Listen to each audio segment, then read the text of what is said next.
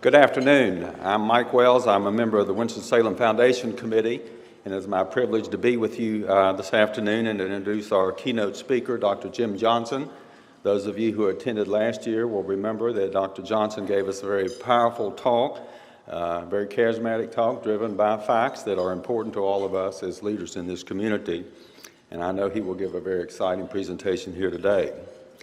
Dr. Johnson is a distinguished professor of strategy and entrepreneurship at UNC's Kenan-Flagler Business School. He is a researcher, an author, and a frequent speaker on many topics, including community and economic development, the effects of demographic changes in our workplace, and urban poverty and public policy in urban America. He has published more than 100 scholarly research articles, including co-authoring the 2011 report that served as the basis for his remarks last year, 6 Disruptive Demographic Trends, what Census 2010 will reveal. This report identified major shifts in our country's demographics and the far-reaching implications and opportunities, as I mentioned, served as the basis for his wonderful comments to us last year. Dr. Johnson believes that education is our greatest challenge and our greatest opportunity, as we all do. The Durham Scholars Program, an innovative program initiated by Dr. Johnson at Kenan-Flagler in 1995, offers students with promise and few economic opportunities an after-school, weekend, and summer tutoring and enrichment program in grades 6 through graduation. Students receive college scholarship funding and develop invaluable connections through the mentoring program with Kenan-Flagler MBA students. This program is very similar to our program here in Winston-Salem, Crosby Scholars, which has done so much to give children with challenges the opportunity not only to graduate from high school, but to go on to schools of stellar reputation and to build a better life. Dr. Johnson is a native of Pitt County.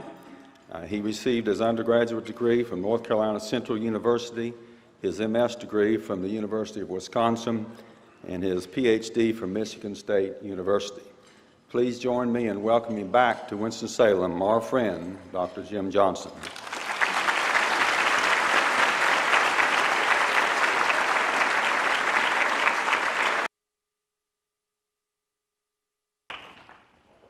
Good afternoon.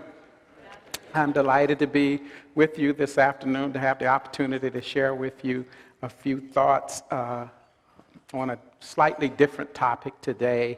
I want to talk about this notion of what constitutes a sustainable community and how you know one when you see one. In my day job, I spend a lot of time helping communities around the United States and in other countries think about how to reposition themselves in a highly volatile global economy of the 21st century. Many communities have to reinvent given the big economic and demographic shifts we find ourselves in the midst of. And so in the time allotted me, I want to give you a quick recap of what I talked about last year. It's already been mentioned, so I'm not going to spend a lot of time on it. And I want to draw a distinction between what we call 20th century urbanism and 21st century new urbanism, and then present to you a model that we use in helping communities think about sustainability. What you should know and understand is that if Company A today announces that they're looking for a location to open a new facility or to relocate a facility, there are 14,000 US-based communities that are competing for that business. That doesn't include the international ones. And most of the time, companies don't choose those communities themselves. They hire what are called site selection consultants and site relocation consultants to help them come up with a short list of communities. So the real question is what kinds of things do those site selection consultants consider in deciding what short list of communities to recommend to a particular place? And so we've developed one of those models. I'm going to share it with you. And then I have snooped around a little bit to figure out whether you all need to be on the list or not. And so last year I talked about the 6 big disruptive demographic trends. They're up there. I'm not going to spend any time, but I'm going to weave them into my presentation today about what I found out about Winston-Salem in my snooping exercise. If you look at and think about cities and the way cities developed in the 20th century, we had a housing policy that favored new construction over rehabilitation and segregation over integration. We had a transportation policy that favored the automobile over mass transit. And we had a whole series of exclusionary zoning policies that were used to control land use and the composition of communities. When you put those things together, a housing policy that favored new construction over rehab and rehabilitation, a transportation policy that favored the car over mass transit, and these exclusionary policies, the end product was something we call sprawl, uncontrolled urban growth, and the end product was something we call segregation by class and race in our communities.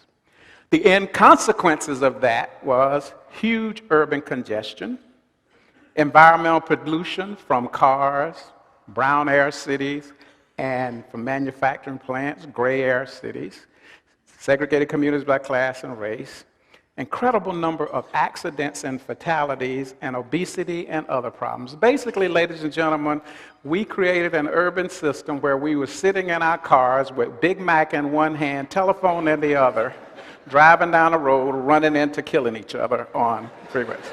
That's what 20th century urbanism was all about.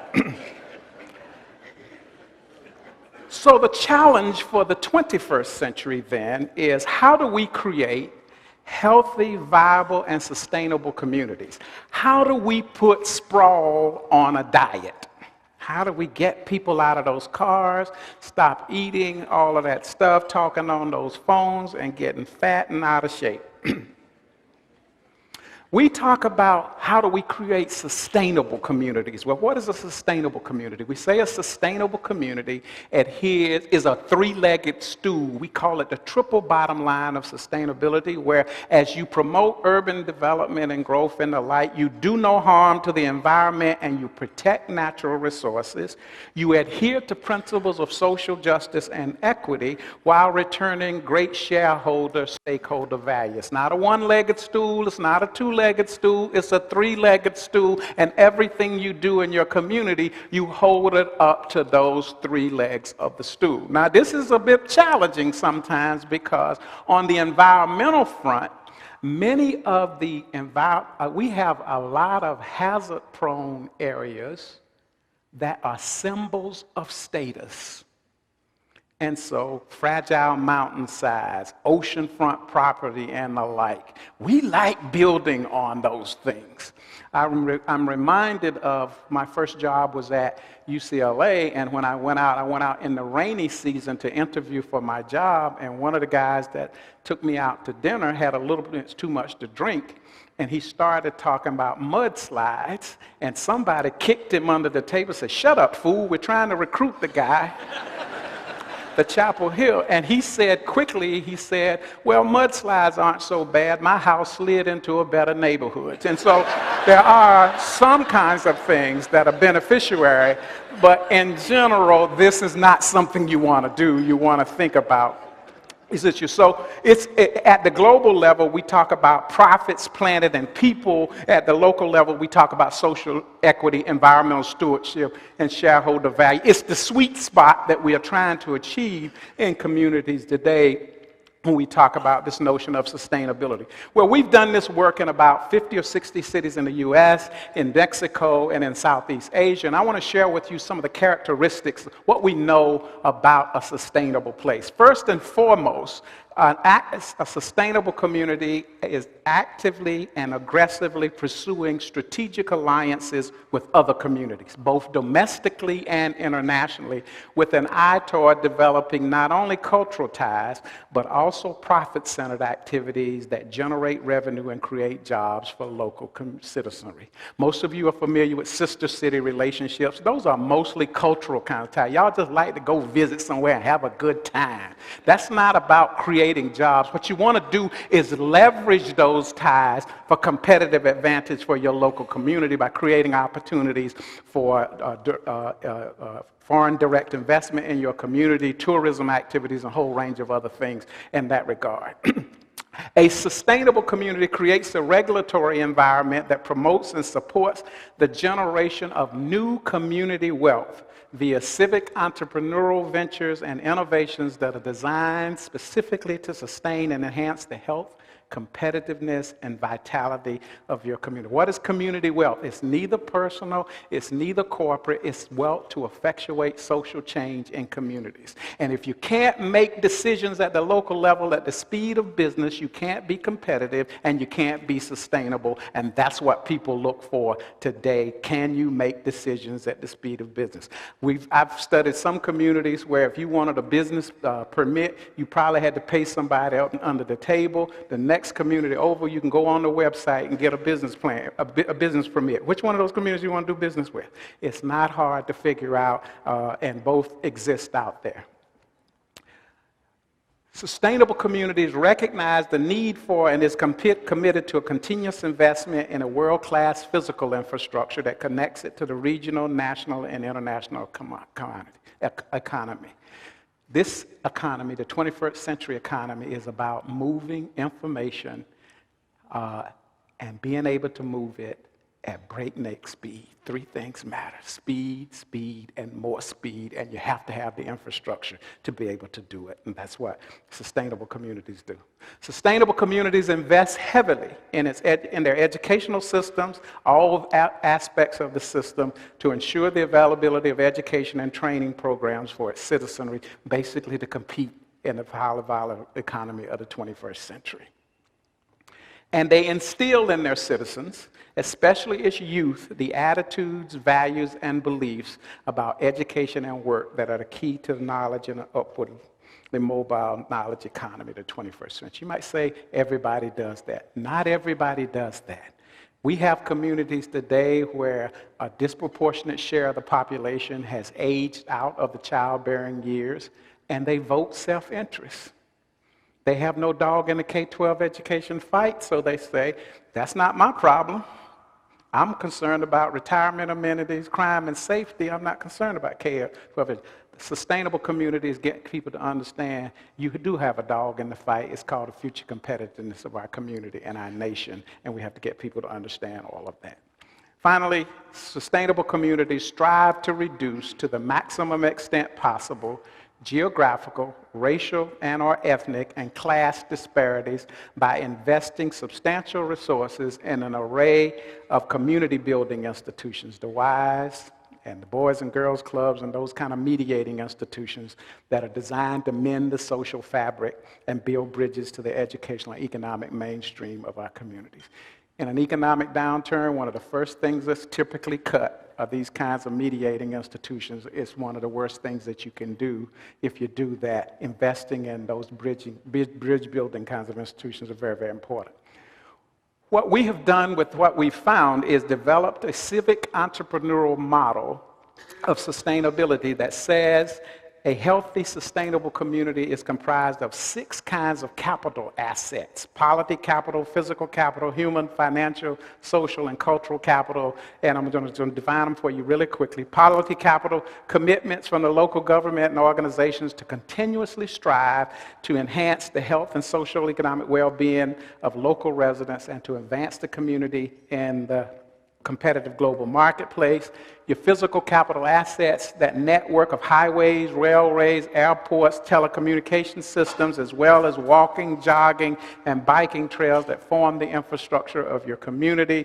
It also involves parks and recreation areas, community rooftop gardens, exercise facilities. All of that stuff is part of your physical capital asset.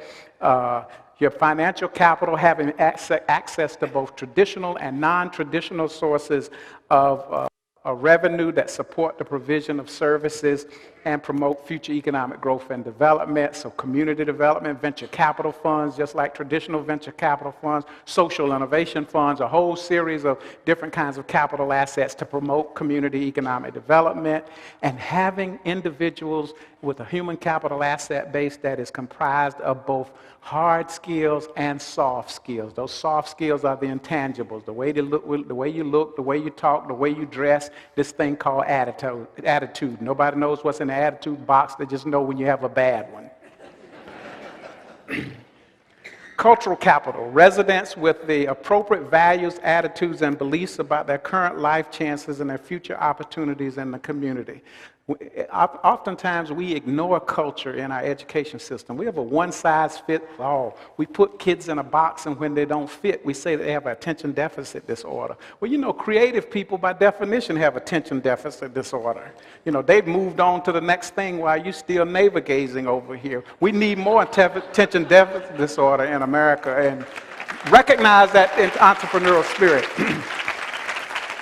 And we've already talked about one of these capitals. We have people up here receiving awards for their efforts in the area of building social capital. These are resources, both personal and institutional, through which individuals maintain their social identity and receive emotional support, material aid and services, and information and new social contacts. Most of us have what is called bonding social capital. Usually that is capital from people that are just like us.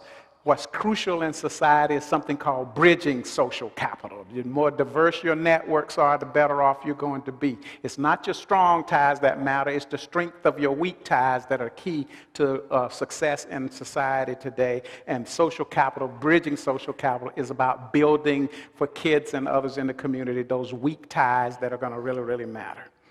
Well, typically what we do is snoop around communities when folks ask us to come in to evaluate where they are now. We do something called a 2,000-foot view. We don't talk to anybody in the community. We go out and collect our own intelligence on the community, and then we walk in and tell the community the way it looks to the outside world. And typically when I do this, I can walk into a room, never been there before, name everybody in the room by name, tell you who doesn't like each other sitting at the table, tell you who's doing something they ain't got no business, and all of that stuff. Because, see, ladies and gentlemen, in an internet economy, there's nothing I can't find out about you within about 10 seconds. And so don't shoot the messenger for the message, because I have been snooping on you all. You're the 4th largest city in North Carolina. You're experiencing both browning and graying. You have a diversified employment base. You have a lower cost of living than peer cities in the southeast region. You got a pro-business climate, strong philanthropic community, and you've produced an award-winning development guide for the new century and an ambitious plan for downtown. Y'all got it all bag, all that in a bag of chips. You know who your large employers are. We're going to post this on the website. You can look at it. Y'all are an affordable place. When you look at comparative cities, you are a more affordable place, and thus should be more attractive for foreign direct investment, for talent, and a whole range of other things.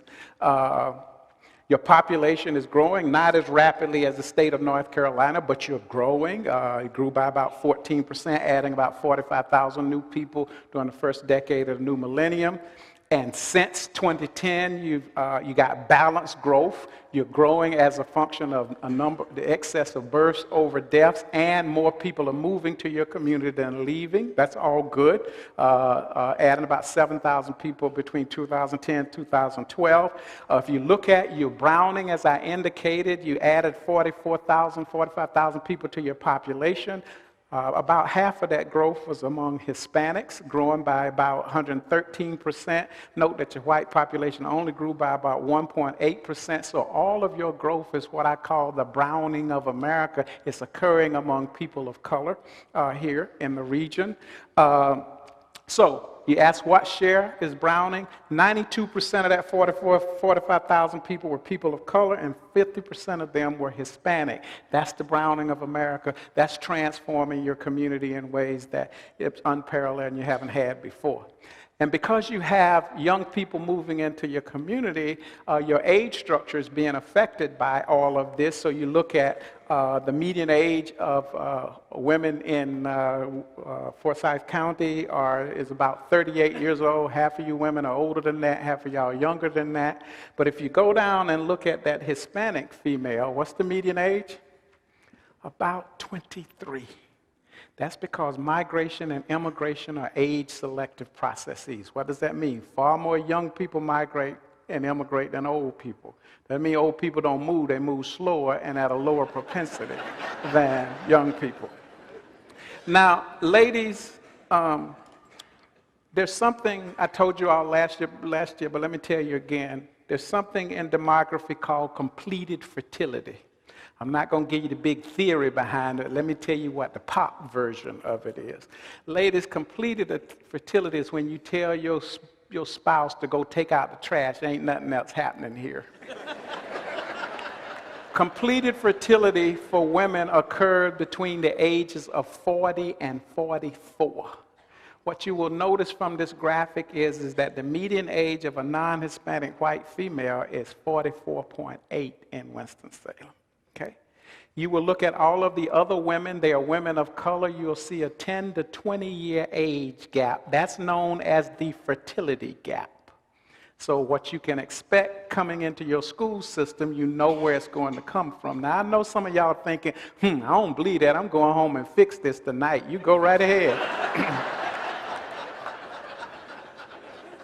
And so if you look at your age structure, what you will see is that you are, in essence, an aging population because you got rapid growth among the 65-plus population and the 45 to 64. Those of us, the 45 to 64, is that boomer population who are aging, turning 65 to the tune of 8,000 per day. That will continue every day, 7 days a week, 365 days a year for the next 20 years. That's the pig and the python, that aging phenomenon. And you will note that your 25 to 44-year-old population decline. Ladies and gentlemen, that's the population that has to pay into Social Security and all of that to keep the system going. If you don't nurture and grow that population or be open to immigrants, you're going to be in deep trouble. Be deep trouble because you can't go home and fix it in spite of no matter how hard you try. So, and when I continue to scope you out, downtown recognized as one of the best in America by Forbes, ranked in the top 25 best places to retire in 2013. Number 6 ranking from CNN Money as a place to retire. Got the America's best farmers market. Top 10 cheapest U.S. cities to live in. I don't know about that cheap, y'all. Number 2 most livable downtown, ranked number 46 among America's top large cities. Number 10 among America's most fun, affordable cities. Number 12 best film school ranking. Number 18 in the world's cheapest city for expensive living. I can't figure that one out. I've been looking at that one for about 2 days, but anyway, that's y'all. Number 22, the best minor league market in the U.S. All of those things are out there saying that you all are all of that in a bag of chips. And you just got this huge, big award from the American Planning Association for the new development plan, and you have to celebrate that big award of being innovative for addressing some of the kinds of concerns, moving toward this notion of sustainable communities. This legacy planning guide, combined city-county kind of initiative is very, very important, and you're to be congratulated for that. But as I further looked, there's some weaknesses and some threats here. Urban sprawl, something I call the migration paradox, some health, education, and income disparities, and both hyper-segregation and concentrated poverty. This is what the Forsyth County tomorrow had to say about Winston-Salem and the vagaries of sprawl. Growth in Winston-Salem and Forsyth County in the last 20 years has changed the face of our community. Suburban sprawl, taking the form of low-density, single-family divisions, have become prevalent and reaches even further into the countryside, has drained the vitality from downtown Winston-Salem, caused the deterioration of older urban residential neighborhoods, and helped divide us as a community. Our quality of life is being threatened by the sprawl that consumes more land and resources than are needed for a livable community. And here's something interesting. You have more people moving to your community than are leaving, but the interesting thing is the ones that are leaving make more money than the ones coming in. That's not the way you want to be. You can leave, but don't take all the money with you. And so this is something that you got to figure out about why that is the case. You're losing about $2,380 per person because of first leaving. Then I looked at something called the Human Development Index. This is an index that you can use to compare yourself with other countries around the United States and around the world. And the Human Development Index has 3 dimensions to it. It has a health index called a long and healthy life, and life expectancy at birth is the measure for the health index. It has an access to knowledge dimension. The education index is 2 things, school enrollment and educational attainment, and then it has a living standards index of median earnings. And the Human Development Index ranges between 0 and 10. Okay, and so if you look at North Carolina, we have a 4.1 Human Development Index for North Carolina. I compared Wake County and Forsyth County. Both are above the state average. Wake at about 5.48 and Forsyth County at about 4.28. And then I put the indexes for whites and African Americans down there, and what you will see is that there is a gap in the Human Development Index, a racial disparity gap in Forsyth County of about 1.56 points. For the whites, it's about 5.36. For African Americans, about 3.8 here in Forsyth County. If you unpack it, you see similar kinds of disparities on the health index, the earnings index, and the education index, with the biggest difference in the earnings index across the county. This is the one that I think is most interesting, ladies and gentlemen, the life expectancy index. And if you look at birth, the life expectancy at birth in Forsyth County is about 78.5 years. That means the average person being born today is going to live about 78.5 years. For whites, it's about 79.6 years. For African Americans, it's about 74.9 years. What that means, ladies and gentlemen, if there's a black kid born today and a white kid born today, the white kid at birth has a life expectancy dividend of 4.7 years longer than the average black kid. 2 kids born the same time today, there's a 4.7-year difference in their life expectancy. If you move it up to 20 years, there's a 4.1-year difference. If you move it to 45 years old, the 45-year-old today, there's a 3.7-year difference. And if you're 65 and black and white, there's a 2.1-year difference in life expectancy. Basically, it's an enormous disparity that you have to think about a little bit.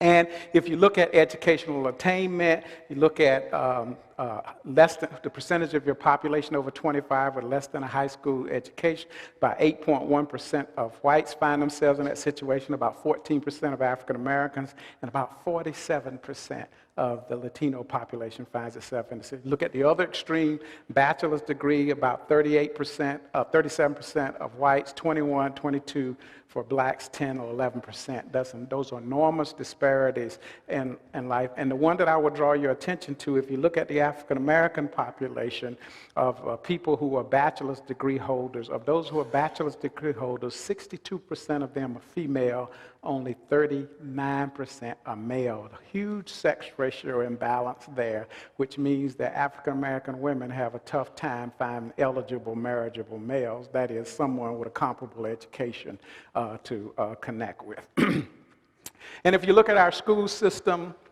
And this is important stuff because where your growth is going is where we have the greatest challenges. These are pass rates on third grade reading tests for 2011, 2012. About 84% of Asian kids pass, 84% of white kids, multiracial about 70%, and then it drops off. African American and Hispanic in the 40s, 47, 43. And if you unpack it by gender, it still holds that huge disparity between kids of color for the most part, and then Asians and whites. You got this huge divide. That's at the third grade. The same thing applies at the 8th grade. Huge divides in terms of performance. You can look at these on your own, and if you I put in the 2012-2013 assessment because this is supposed to be aligned with college and career readiness. We're down to 28 and 22% respectively of Hispanic and black kids passing that test and being college ready. That's your new majority. That's the growth sector that you got to be mindful of. You see the data there for males and females. It's a challenge. The other thing that's a big challenge is if you look at short-term suspensions, I believe it's 1 to 10 to 12 days or something like that. Huge disparities in terms of who gets suspended. If you're not in school, ladies and gentlemen, you can't learn, you can't grow, and you can't develop. You can figure out how to solve that problem. And if you go on to the community college level in Winston-Salem and say, well, what percentage of kids entering the technical schools graduate in 4 years? That's the marker that we typically use for community colleges. You see the numbers, about a third of young people finish in 4 years. It's huge disparities, about 20%, 22, 23% of African Americans, and you see the gender differences here. A third is a challenge. That means 70% aren't. Huge disparities in income. You can see that there, about a 9,000 difference. Not as great as in Wake County, but a little bit greater than the average for the state as a whole.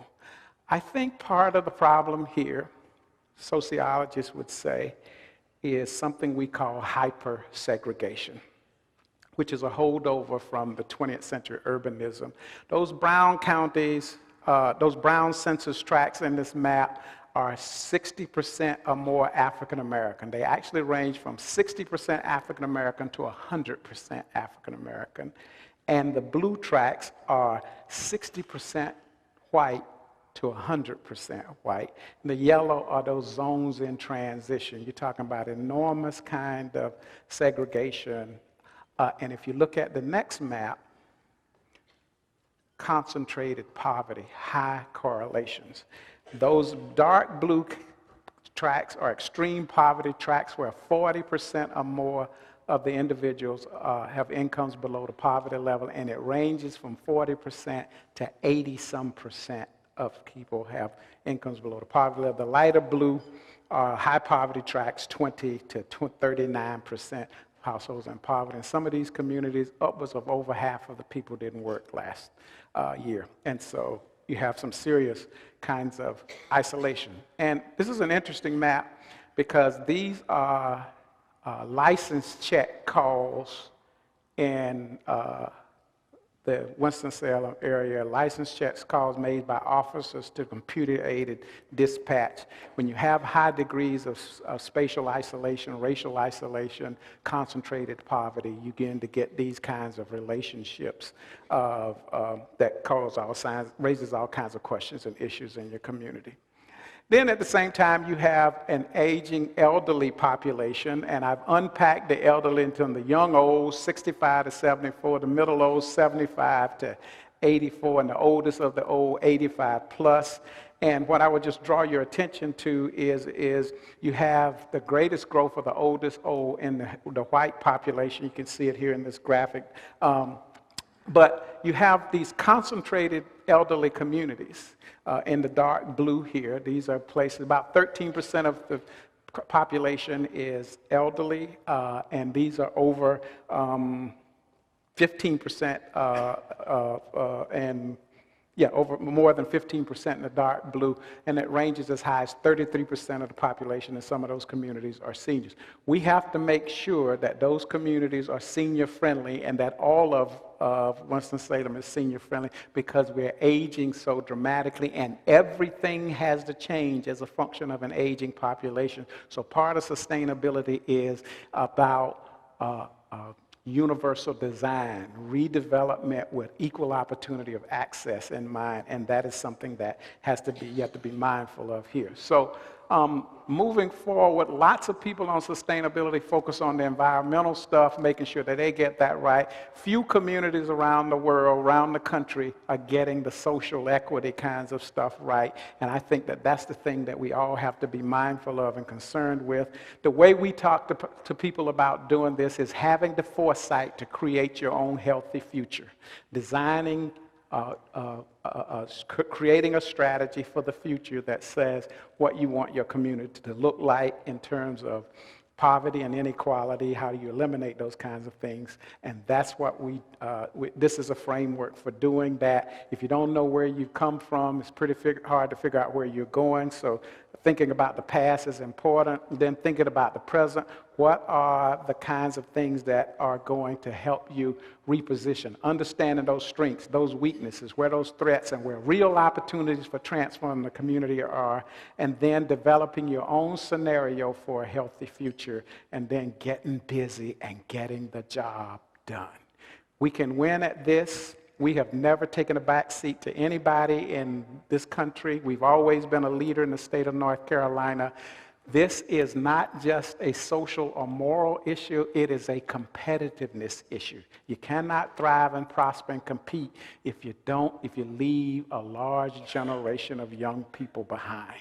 It's a form of enlightened self-interest to invest in it. You have many of the elements in this room to make it happen. And I think the will exists here. All we have to do is execute. I thank you very much for the opportunity to share, to peer through the window.